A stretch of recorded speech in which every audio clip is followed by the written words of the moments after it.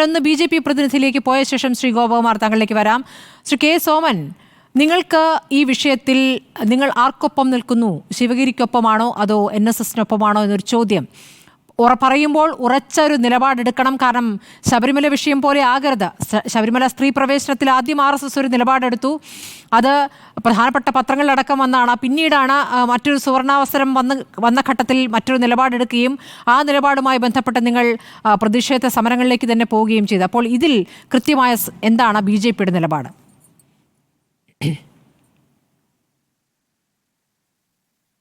സ്മൃതി, ഈ കാര്യത്തിൽ സച്ചിദാനന്ദ സ്വാമികൾ ശിവഗിരിയിൽ തുടങ്ങി വെച്ച ഒരു അഭിപ്രായം അതിന്ന് NSSൻ്റെ ജനറൽ സെക്രട്ടറി ഏറ്റെടുത്ത് പ്രതികരിച്ച ആ ഒരു സാഹചര്യം, ഇത് നമ്മുടെ നാട്ടിൽ ഇന്ന് നമ്മൾ ചർച്ച ചെയ്യുന്ന സമയത്ത് കൃത്യമായി BJPയുടെ നിലപാട്, സ്മൃതി ചോദിച്ചതുപോലെ ശിവഗിരിക്കൊപ്പമാണോ NSSനൊപ്പമാണോ എന്ന ചോദ്യമല്ല. ഞങ്ങൾക്ക് കൃത്യമായിട്ടുള്ള നിലപാടുണ്ട്. ആ നിലപാടെന്തെന്ന് ചോദിച്ചാൽ, ഈ നാട്ടിൽ ഇപ്പൊ ബ്രാഹ്മണ്യമാണല്ലോ ചർച്ച. ഇവിടെ സനാതന ധർമ്മത്തെക്കുറിച്ചുള്ള ചർച്ചയിൽ ബ്രാഹ്മണ്യത്തിൻ്റെ മേധാവിത്വത്തെക്കുറിച്ചിട്ടാണല്ലോ ബഹുമാനനായ കേരളത്തിൻ്റെ മുഖ്യമന്ത്രി ശിവഗിരിയിൽ നിന്ന് അധിക പ്രസംഗം നടത്തിയിട്ടുള്ളത്. ഞങ്ങളുടെ കാഴ്ചപ്പാട് വളരെ കൃത്യമാണെന്നേ. ബ്രാഹ്മണ്യം എന്നുള്ളത് അത് ജന്മം കൊണ്ട് നേടുന്നതല്ല എന്ന് സുചിന്തിതമായ അഭിപ്രായം ഈ കേരളീയ സമൂഹത്തോട് തുറന്നു പറഞ്ഞിട്ടുണ്ട്. അത് കർമ്മം കൊണ്ട് നേടിയതാണ്, നേടേണ്ടതാണ്, ആർജിക്കേണ്ടതാണ് എന്ന നിലപാടാണ് ഞങ്ങൾ സ്വീകരിച്ചിട്ടുള്ളത് കേരളത്തിൽ. ആ നിലപാട് തുറന്നു പറയുമ്പോൾ അബ്രാഹ്മണന്മാരായിട്ടുള്ള ആളുകൾക്ക് ബ്രഹ്മത്തെ അറിയാനും ആ ബ്രഹ്മചൈതന്യത്തെ സേവിക്കാനുമുള്ള സന്ദർഭങ്ങൾ ഉണ്ടാകണം എന്ന നിലപാട് സ്വീകരിച്ചുകൊണ്ട് അതിനു വേണ്ടിയിട്ടുള്ള പരിശീലന കേന്ദ്രം ആരംഭിച്ചത് കേരളത്തിൽ RSS ആണ്. കഴിഞ്ഞ ചർച്ചയിൽ BJP പ്രതിനിധി ഇക്കാര്യം വളരെ വിശദമായി പറഞ്ഞിരുന്നു. സനാതന ധർമ്മം തന്നെയായിരുന്നു വിഷയമായിരുന്നത്. എനിക്ക് ഈ ക്ഷേത്രത്തിലെ മേൽവസ്ത്രവുമായി ബന്ധപ്പെട്ട ചർച്ചയിലേക്ക് നമ്മൾ എത്തണമെന്നൊരു അഭ്യർത്ഥനയുണ്ട്. അതുമായി ബന്ധപ്പെട്ട BJPയുടെ നിലപാടൊന്ന് കൃത്യമായി പറഞ്ഞാൽ കൊള്ളാം. സ്മൃതി, ഞാൻ അവിടേക്ക് തന്നെയാണ് വരുന്നത്.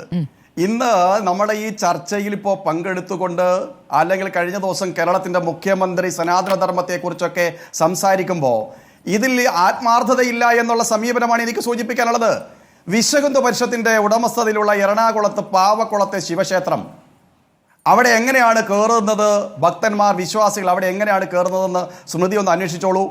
ഈ ചർച്ച വരുന്നതിന് മുമ്പേ അവിടെ മേൽവസ്ത്രം ധരിച്ചുകൊണ്ട്, ഷർട്ട് ഇട്ടുകൊണ്ട്, പാൻറ് ഇട്ടുകൊണ്ട് അവിടെ കടക്കുന്നതിന് വേണ്ടിയിട്ടുള്ള അനുമതി കൊടുത്ത സംഘടനയാണ് കേരളത്തിൽ വിശ്വഹിന്ദു പരിഷത്ത്. ഇവിടെ പ്രധാനപ്പെട്ട വിഷയം എന്താണ്? ഇന്ന് NSSൻ്റെ ജനറൽ സെക്രട്ടറി പറഞ്ഞിട്ടുള്ളത് എന്താണ്? സച്ചിദാനന്ദ സ്വാമികളുടെ അഭിപ്രായം അദ്ദേഹം പറഞ്ഞു.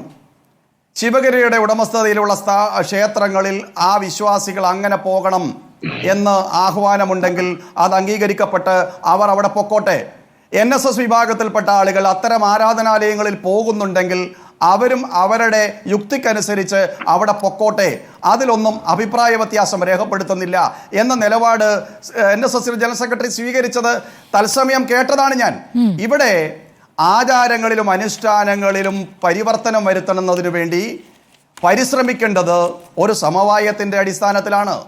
അത് തന്ത്രിമാരുടെ അഭിപ്രായത്തെക്കുറിച്ച് പറയുമ്പോൾ തന്ത്രിമാരെ മാറ്റിക്കൊണ്ടാണെങ്കിലും വേണ്ടില്ല ഈ പരിവർത്തനം അടിച്ചേൽപ്പിക്കണമെന്ന് പറയുന്ന ഇടതുപക്ഷ പ്രതിനിധിയുടെ സമീപനത്തോട് എനിക്ക് യോജിപ്പില്ല. ഇവിടെ സമവായം ഉണ്ടാവണം. ഇവിടെ ക്ഷേത്രങ്ങളിൽ ആചാരങ്ങൾ മാറുന്ന സമയത്ത്, അനുഷ്ഠാനങ്ങൾ മാറുന്ന സന്ദർഭത്തിൽ അത് ദൈവഹിതം എന്താണെന്ന് അറിയണം. ഓരോ ക്ഷേത്രത്തിലും ഓരോ രീതിയിൽ ദൈവഹിതം എന്നൊന്നുണ്ടോ? ഇനിയിപ്പോൾ ഇത് ആചാരമാണ് എന്ന് പറയുകയാണെങ്കിൽ ഏത് പ്രമാണത്തിലാണ് ഈ ആചാരം എഴുതി വെച്ചിട്ടുള്ളതെന്ന് ചോദ്യമുണ്ടല്ലോ. ഷർട്ട് ഒഴിവാക്കണം എന്ന രീതിയിൽ എവിടെയാണ്? മേൽവസ്ത്രം ഒഴിവാക്കണം എന്ന് എവിടെയെങ്കിലും എഴുതി വെച്ചിട്ടുണ്ടോ? ഇപ്പോൾ തന്ത്രസമുച്ചയം, തന്ത്രമഞ്ജരി, ഇതൊക്കെയാണല്ലോ ഈ പ്രമാണങ്ങൾ, ആചാര പ്രമാണങ്ങൾ എഴുതി വെച്ചിരിക്കുന്ന പുസ്തകങ്ങളായി പറയുന്നു. എവിടെയും ഈ മേൽവസ്ത്രവുമായി ബന്ധപ്പെട്ട കാര്യങ്ങളില്ല എന്നാണ് ഇതുമായി ബന്ധപ്പെട്ടവർ തന്നെ പറയുന്നത്. സ്മൃതി, ഇത് അംഗീകരിക്കപ്പെടുക തന്നെയാണ്. BJPയുടെ സുചിന്തിതമായ അഭിപ്രായം അത് തന്നെയാണ്. മേൽവസ്ത്രം ഉപേക്ഷിക്കണമെന്നല്ല. സന്യാസി സമ്മേളനം പറഞ്ഞത് എന്താണെന്ന് സച്ചിദാനന്ദ സ്വാമികൾ പറഞ്ഞിട്ടാണ് പോയത്. ചിദാനന്ദ സ്വാമികൾ അത് പറഞ്ഞു എന്നുള്ളത് സച്ചിദാനന്ദ സ്വാമികൾ പറഞ്ഞതാണ്, ഞാനിവിടെ ആവർത്തിക്കുന്നില്ല. ശരി. ഇവിടെ ഇന്ന് സുകുമാരൻ നായർ ഉന്നയിച്ച വേറൊരു വിഷയമുണ്ട്. അല്ലല്ല, അതൊന്ന് പറഞ്ഞു പൂർത്തിയാക്കണം സ്മൃതി. അതൊന്ന് പൂർത്തിയാക്കാൻ ഒരു 30 സെക്കൻഡ് സമയം തരണം. ഇതര മതവിഭാഗങ്ങളുടെ ആചാരങ്ങളിൽ ഈ പരിവർത്തനത്തിന് വേണ്ടിയിട്ടുള്ള പരിശ്രമം ഉണ്ടാകുമോ എന്ന ചോദ്യമുണ്ടെന്നേ. ഇവിടെ ക്രൈസ്തവ സമൂഹത്തിന്റെയും ഇസ്ലാമിക സമൂഹത്തിന്റെയും വിവാദമായിട്ടുള്ള ആചാരങ്ങളുണ്ടല്ലോ, ആ ആചാരങ്ങളെ സംബന്ധിച്ച് ഈ സർക്കാർ അഭിപ്രായം പറയുമോ, അതിലെന്താണ് നിലപാട് സ്വീകരിക്കുമോ എന്ന് NSSന്റെ ബഹുമാനായ ജനറൽ സെക്രട്ടറി സൂചിപ്പിച്ചിട്ടുണ്ട്, ചോദ്യമായി ഉന്നയിച്ചിട്ടുണ്ട്. അത് ചർച്ചയ്ക്ക് വരണം. പക്ഷേ ശ്രീ സോമൻ, അതിലൊരു ദുസ്സൂചനയുണ്ട് ശ്രീ സോമൻ. കാരണം ഹിന്ദു സമൂഹത്തിനകത്തു നിന്ന് വരുന്ന ചർച്ചകൾ, അതിന്മേൽ നടപടികൾ വേണ്ടേ എന്ന് ചോദിക്കുമ്പോൾ നിങ്ങൾ എന്താണ് മുസ്ലിം വിഭാഗത്തെക്കുറിച്ച് മിണ്ടാത്തത്, നിങ്ങൾ എന്താണ് ക്രിസ്ത്യൻ വിഭാഗത്തെക്കുറിച്ച് മിണ്ടാത്തത് എന്ന ചോദ്യം അതെവിടെയാണ്, അതെങ്ങനെയാണ് ഈ ഘട്ടത്തിൽ ഉന്നയിക്കാനാവുക എന്നൊരു വിഷയമുണ്ട്. ഇനി മുസ്ലിം സമുദായവുമായി ബന്ധപ്പെട്ട് അവരുടെ വസ്ത്രവുമായി ബന്ധപ്പെട്ട് ഒക്കെയുള്ള ചർച്ചകൾ അവർക്കിടയിൽ നിന്ന് തന്നെ ഉയർന്നു വന്ന ഘട്ടത്തിലൊക്കെ വിശദമായി തന്നെ നമ്മൾ ചർച്ച ചെയ്തിട്ടുണ്ട്.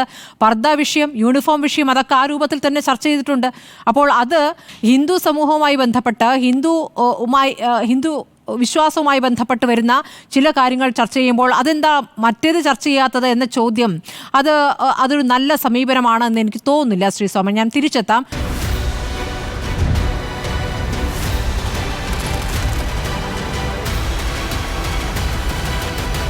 Debate with Smriti Parathikkad.